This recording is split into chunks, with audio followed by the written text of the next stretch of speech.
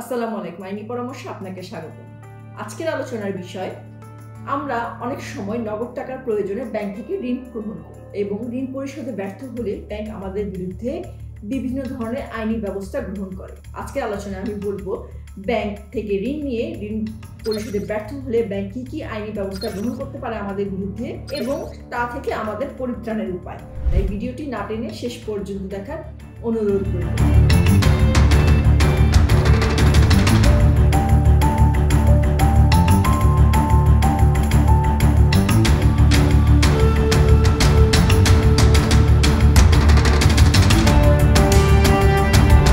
Bank মূলত দুই ধরনের ঋণ প্রদান করে। একটি হচ্ছে জামানতের ভিত্তিতে, অন্যটি হচ্ছে জামানতবিহীন ব্যক্তিগত ঋণ। প্রথম ক্ষেত্রে জামানত বলতে বোঝানো স্থাবর সম্পত্তি, সেটি হতে পারে আপনার জমি জমা, আপনার বাড়ি, ফ্ল্যাট, এরকম ধরনের যেটি স্থাবর সম্পত্তি যেটি মাটির সাথে স্থাপিত আছে। অন্যটি হচ্ছে অস্থাবর সম্পত্তি, যথা সঞ্চয়পত্র, স্বর্ণ, মেশিনারিজ, পণ্য বা আপনার ব্যাংকে থাকা যে ফিক্সড ডিপোজিট টাকা আছে তার বিপরীতেও কিন্তু ঋণ নেওয়া যায়। এই ধরনের ঋণগুলোকে বিভিন্ন নামে আখ্যায়িত করা হয়েছে, যেমন প্লেজ, লিয়েন এবং হাইপোথেটিকেশন ঋণ বলা হয়।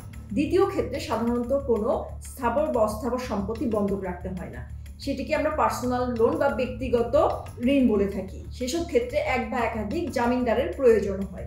যে কোনো কারণে যদি ঋণ গ্রহীতা ঋণ প্রদানে ব্যর্থ হয়, সেক্ষেত্রে তার জামিনদার তার হয়ে সেই ঋণটি প্রদান করবে।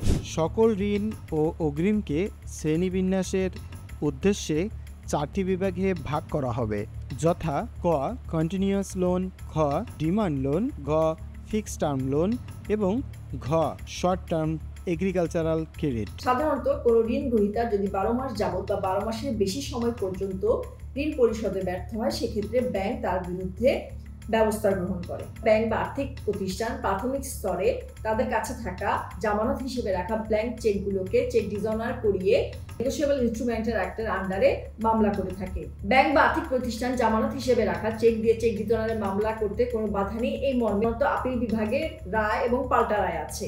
এই তর্কে আসলে আমরা যেতে চাচ্ছি না, কারণ হচ্ছে দেখা যাচ্ছে ব্যাংকগুলো এখনো নেগোশিয়েবল ইনস্ট্রুমেন্ট অ্যাক্টের আন্ডারে চেক ডিজঅনারের মামলা করেই যাচ্ছে। নেগোশিয়েবল ইনস্ট্রুমেন্ট অ্যাক্টের আন্ডারে চেক ডিজঅনারের মামলা একই সাথে সিভিল এবং ক্রিমিনাল নেচারের। এক্ষেত্রে আদালতের রায় হয়ে থাকে সর্বোচ্চ 1 বছরের কারাদণ্ড দিতে পারে, অথবা চেকের পরিমাণের যেই পরিমাণ অর্থ লেখা থাকে তার 3 গুণ জরিমানা আরোপ করতে পারে, অথবা উভয় দণ্ডও দিতে পারে। সুতরাং দেখা যাচ্ছে চেক ডিজঅনারের মামলায় কিন্তু জেলে যাওয়ার একটি ভয় থাকে। অনেক সময় অনেক ব্যাংক ঋণ গ্রহীতার উপরে অতিরিক্ত চাপ আরোপ করার জন্য দেখা যাচ্ছে 5-6টি চেক ডিজঅনার করিয়ে মামলা দিয়ে থাকে, এবং সেটার কারণে দেখা যাচ্ছে ঋণ গ্রহীতাকে নিয়মিত কোর্টে হাজিরা দিতে হচ্ছে, এবং সেটা কিনা প্রচন্ড হয়রানিমূলক। এমনও হতে পারে যে মাসে কয়েকবার তাকে নিম্ন আদালতে হাজিরা দিতে হতে পারে, এবং অনেক সময় যদি হাজিরা মিস হয়ে যায়, সেক্ষেত্রে তার বিরুদ্ধে কিন্তু অ্যারেস্ট ওয়ারেন্টও বের হয়ে যায়। আমার এক ক্লায়েন্ট আছে, তার বিরুদ্ধে একটা ফাইন্যান্সিয়াল অর্গানাইজেশন 22টি চেকের মামলা দিয়েছে। সো চেক ডিজঅনারের মামলায় যদি কোনো প্রক্রিয়াগত লঙ্ঘন অথবা সংশ্লিষ্ট আইনের কোনো বিধান লঙ্ঘিত হয়, তবে মহামান্য হাইকোর্ট বিভাগে ফৌজদারি কার্যবিধি 561 এর কোয়াশমেন্টের জন্য আবেদন করা যেতে পারে, এবং এই ক্ষেত্রে যদি দেখা যায় কোনো বৈধ কারণ আছে বা আইনের লঙ্ঘন হয়েছে, সেক্ষেত্রে কিন্তু মহামান্য হাইকোর্ট বিভাগ কোয়াশ করে দিতে পারে মামলাটি। সেক্ষেত্রে আসামি কিন্তু বেকসুর খালাস পেয়ে যাবে। আর যদি এমন হয় যে মামলার রায় হয়ে গেছে, তাহলে নালিশি চেকের 50% টাকা জমা দিয়ে জেলা দায়রা জজ আদালতে বা মহানগর দায়রা জজ আদালতে জামিনের জন্য 30 দিনের মধ্যে আপিল করতে হবে, এবং সেক্ষেত্রে কিন্তু জামিন পেয়েও যেতে পারে, কারণ ডিজঅনারের মামলাগুলো সাধারণত জামিনযোগ্য অপরাধ হিসেবেই গণ্য হয়। এই ডিজঅনারের মামলা সাধারণত ব্যাংক করে থাকে ঋণ গ্রহীতার উপরে চাপ সৃষ্টি করার জন্য, কারণ এটা ক্রিমিনাল নেচারের হওয়ার কারণে রায় খুব দ্রুত হয়ে যায় এবং অ্যারেস্ট হওয়ার সম্ভাবনা থাকে। যদি ঋণের টাকা পুনরুদ্ধার না করা যায়, সেক্ষেত্রে ব্যাংক অর্থঋণ আদালত আইনের প্রয়োগ করে। অর্থঋণ আদালত আইন 2003 এর বিধান মোতাবেক খেলাপি ঋণ আদায়ের অর্থ ঋণ মামলা দায়েরের পূর্বে প্রাথমিক ধাপসমূহ হল ব্যাংক বা আর্থিক প্রতিষ্ঠান কর্তৃক চূড়ান্ত দাবির নোটিশ, সাধারণত 7 থেকে 15 দিনের। 2 লিগ্যাল নোটিশ বা আইনি নোটিশ, সাধারণত 7 থেকে 15 দিনের। 3 12(3) ধারার অধীনে নিলামের বিজ্ঞপ্তি প্রকাশ 15 কার্যদিবস সময় দিয়ে। যদি সম্পত্তি বিক্রি হয়ে যায়, তবে অবশিষ্ট পাওনা অর্থের জন্য অর্থ ঋণ মামলা দায়ের করতে হবে। 5. যদি সম্পত্তি বিক্রি না হয় তবে সম্পূর্ণ পাওনা অর্থের জন্য অর্থ ঋণ আদালতে মামলা দায়ের করতে হবে। অর্থ ঋণ আদালত আইন 2003 একটি বিশেষ ধরনের আইন, যেটার মাধ্যমে ব্যাংক এবং আর্থিক প্রতিষ্ঠান তাদের ঋণের টাকা পুনরুদ্ধার করতে পারে সেজন্য প্রণয়ন করা হয়েছে। এই আইনের 12(3) ধারা মোতাবেক ঋণের বিপরীতে যে স্থাবর বা স্থবর সম্পত্তি বন্ধক রাখা হয়েছে, আর্থিক প্রতিষ্ঠান অবশ্যই মামলা করার পূর্বে এ ধারার বিধান সাপেক্ষে বন্ধককৃত সম্পত্তি নিলামের মাধ্যমে বিক্রয় করার চেষ্টা করতে হবে এবং তা বিক্রয় না করে অথবা বিক্রয় থেকে যে অর্থ পাওয়া যায় সেই অর্থ ঋণ পরিশোধ বাবদ সমন্বয় না করে অথবা বিক্রির চেষ্টা করে ব্যর্থ না হয়ে সাধারণত এই আইনের অধীনে মামলা করা যাবে না। আইন অনুযায়ী আর্থিক প্রতিষ্ঠান বা ব্যাংক তাদের ঋণ আদায় সম্পর্কিত যাবতীয় মামলা এই আইনের অধীনেই কিন্তু করতে হবে। তবে ব্যাংক বা আর্থিক প্রতিষ্ঠান এর সমুদয় দাবি মূল ঋণের অপেক্ষায় 200% বেশি হতে পারবে না। যদি হয় আদালত কিন্তু সেই মামলাটি গ্রহণ করবে না। এই আইনের আওতায় মামলা করতে হলে বিবাদী হবে মূল ঋণ গ্রহীতা। এছাড়া তৃতীয় পক্ষ বন্ধকদাতা এবং গ্যারান্টরকে বিবাদী হিসাবে অন্তর্ভুক্ত করা হয়। এছাড়া অর্থ ঋণ আদালতের যে রায়, ডিগ্রি বা আদেশ হবে তা যৌথ এবং পৃথকভাবে সকল বিবাদীর উপরে কিন্তু কার্যকর হবে। তার মানে হচ্ছে গিয়ে এটা বিবাদী মূল ঋণ গ্রহীতার উপরে, বন্ধকদাতার উপরে এবং গ্যারান্টরের উপরে যৌথ এবং পৃথকভাবে কার্যকর হবে। মূল ঋণ গ্রহীতার সম্পত্তি বিক্রয়ের পরও যদি অর্থ সমন্বয় না হয়, অর্থাৎ যে পরিমাণ টাকা ঋণ দিয়েছে সে পরিমাণ অর্থ প্রাপ্তি না হয়, সেক্ষেত্রে তৃতীয় পক্ষ বন্ধকদাতা এবং গ্যারান্টরের সম্পত্তিও কিন্তু আকৃষ্ট করা হবে।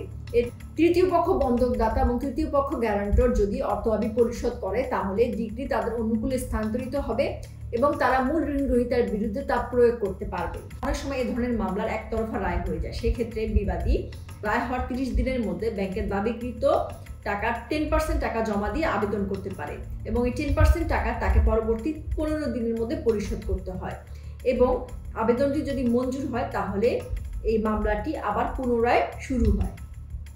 অনেক সময় দেখা যায় ব্যাংক ঋণের বিপরীতে রাখা জামানত সম্পত্তি নিলামে দিয়ে দেয় বিক্রয়ের জন্য। যদি এই নিলামে ঋণ গ্রহীতার ক্ষতিগ্রস্ত বা অসন্তুষ্ট হন তাহলে মহামান্য হাইকোর্ট বিভাগে সেই নিলাম প্রক্রিয়াটি স্থগিত করার জন্য তিনি রিট করতে পারবেন। তাই অর্থ ঋণ মামলা শুরু থেকে বাড়তি সতর্কতা জরুরি এবং রায় ডিগ্রি হয়ে গেলেও হতাশ হওয়ার কিছু নেই, কারণ এই মামলা চলমান থাকা অবস্থায় বিচার কার্যক্রমের যে কোনো পর্যায়ে, এমনকি জারি, আপিল বা রিভিশন চলমান থাকলেও মামলার আপোষ নিষ্পত্তির ক্ষেত্রে কোনো রকম বাধা থাকবে না। এখন যদি আমরা আপিলের কথা বলি, এই মামলার ডিগ্রিকৃত টাকা যদি 50 লাখ টাকার বেশি হয় সেহেতু 60 দিনের মধ্যে হাইকোর্ট বিভাগে আপিল করতে হবে, আর যদি 50 লাখ টাকার কম হয় সেক্ষেত্রে 30 দিনের মধ্যে জেলা জজ আদালতে আপিল করতে হবে। আপিল করতে হলে ডিগ্রিকৃত টাকার 50% আর্থিক প্রতিষ্ঠানে অথবা জামানত হিসেবে কোর্টে জমা দিতে হবে, অন্যথায় কিন্তু আপিল করা যাবে না। ঋণ আদালতের অন্তর্বর্তী আদেশের বিরুদ্ধে কিন্তু আপিল করা যাবে না, সেক্ষেত্রে রিট মামলা দায়ের করতে হবে। এখন আমরা কথা বলবো অর্থ জারি মামলা বা অর্থ এক্সিকিউশন কেস নিয়ে। সাধারণত অর্থ ঋণ মামলা ডিগ্রি হওয়ার 1 বছরের মধ্যে অর্থ জারি মামলা করতে হয়। এই অর্থ জারি মামলাটা করতে হয় অর্থ ঋণের মামলা যে ডিগ্রি আছে সেই ডিগ্রির ইমপ্লিমেন্টেশনের জন্য। বন্ধকি সম্পত্তি বিক্রয় করে অর্থ আদায়ের জন্য ডিগ্রির আদেশ থাকলে আদালত সর্বোচ্চ 2 বার 33(1) এবং 33(4) আদালত যোগে নিলাম বিক্রয় করার জন্য নিলাম ডাকযোগের ব্যবস্থা করতে পারে। তারপরে আদালত ডিগ্রিদার ব্যাংক বা আর্থিক প্রতিষ্ঠানের অনুকূলে 33(5) অধীনে সম্পত্তি ভোগ দখল এবং 33(7) অধীনে মালিকানা সনদপত্র প্রদান করে। অর্থ ঋণ আদালত আইন 2003 34 ধারা মোতাবেক বিজ্ঞ অর্থ ঋণ আদালত বিবাদী এবং দায়ীকে ডিগ্রি টাকা পরিশোধের জন্য বাধ্য করার জন্য 6 মাস পর্যন্ত দেওয়ানি কারাগারে আটকের আদেশ দিতে পারে। দেওয়ানি কারাগারে আটক দায়িক যদি ডিগ্রি দায়ের অপরিশোধিত পাওনার 25% সমপরিমাণ অর্থ নগদ পরিশোধ করে এই মর্মে বন্ড প্রদান করেন যে তিনি পরবর্তী 90 দিবসের মধ্যে অবশিষ্ট পাওনা পরিশোধ করবেন, তবে সেক্ষেত্রে আদালত দায়িককে মুক্তি প্রদান করবেন। ব্যাংকের ঋণের টাকা কিন্তু আসলে কখনোই মাফ হয় না, বরং পাল্টাপাল্টি মামলা এবং চক্রবৃদ্ধি হারে সুদের জন্য দিন দিন কিন্তু আপনার ঋণের টাকার পরিমাণ বেড়েই যাবে। 5 লাখ টাকা আপনি ঋণ নিলে কিছু বছর পরে আপনি যদি ব্ল্যাকলিস্টেড হয়ে থাকেন সেক্ষেত্রে কখন যে 5 লাখ টাকা, 10 লাখ টাকা, 15 লাখ, 20 লাখে ছড়িয়ে যাবে আপনি টেরও পাবেন না। সুতরাং এক্ষেত্রে আমার পরামর্শ হচ্ছে ব্যাংকের সাথে বসে আপনি একটি সমঝোতায় আসেন, চেষ্টা করুন ডাউন পেমেন্ট দিয়ে এটিকে রিশিডিউল করে নেওয়া এবং সুদের যে টাকাটি আছে কিছু অংশ আপনি মাপ চেয়ে নিতে পারেন ব্যাংকের কাছ থেকে। ব্যাংক অনেক সময় দেখা যায় অর্থের জন্য মানে আপনি যদি বলেন যে হ্যাঁ আমি ডাউন পেমেন্টে সব টাকা একবারে পরিশোধ করে দেবো, সেক্ষেত্রে কিন্তু ব্যাংক কিছু টাকা ওয়েভ করে দেয়। হ্যাঁ, মূল টাকা তো ওয়েভ করে না, কিন্তু সুদের যে টাকাটা আছে কিছু টাকা ওয়েভ করে দেয় ব্যাংক। আর যত দ্রুত সম্ভব চেষ্টা করবেন ব্যাংকের টাকা পরিশোধ করে দিতে।